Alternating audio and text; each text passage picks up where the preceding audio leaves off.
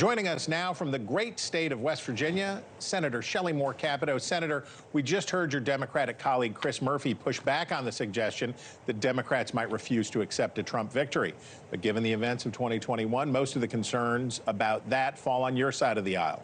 Are Senate Republicans ready to certify Kamala Harris as President of the United States if she wins? Well, I think we want fair and safe elections. I think we see early reports that the safety and security of our ballots across the country now appear to be safe, and I think that is a great reassurance to all of us who are voting for President Trump. Obviously, in a close election, every vote counts. I don't anticipate a scenario where we're not ready to certify whoever wins, but I believe that will be a re-election of President Trump.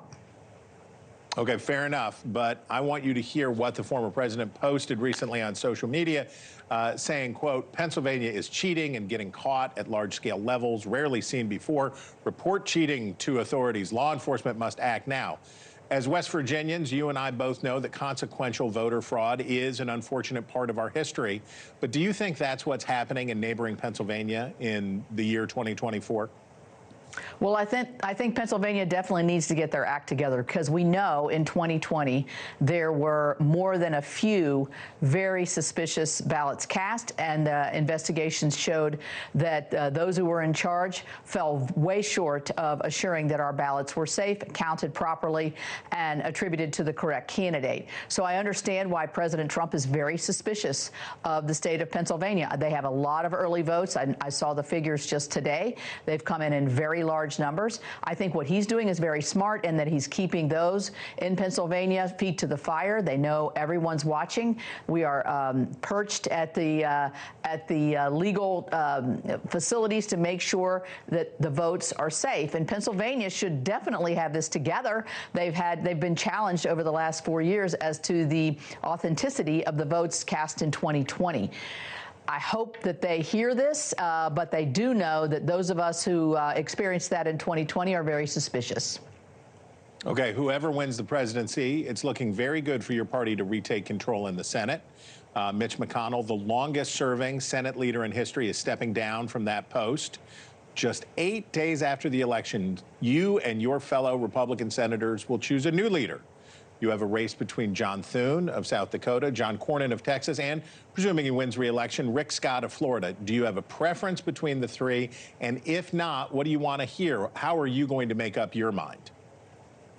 Well, I think there's no more pivotal time than when you're changing leadership. First of all, let's make clear, being the leader in the United States Senate of a party, hopefully a majority party, is an exceedingly important job.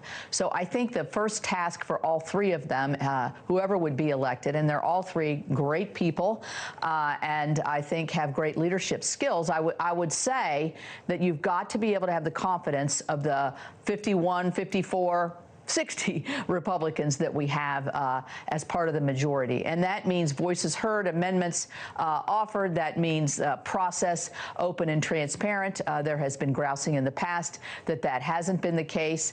And, you know, I'm part of the leadership team. I'm running to be the number 4 member of the leadership team. This is important to me to hear the voices of the caucus coming back.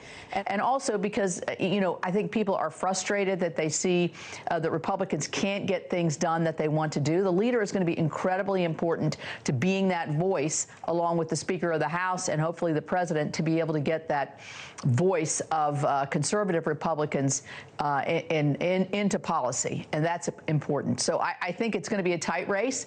I can't make predictions right now on leadership, but I think we have some great candidates. Okay, so you allude to the argument that we've been hearing among your colleagues is whether to keep the McConnell model with lots of power at the top, or, as Senator Scott in particular suggests, a more decentralized version. You also allude to the fact that you're in the running. You're a heavy favorite for the number 4 spot.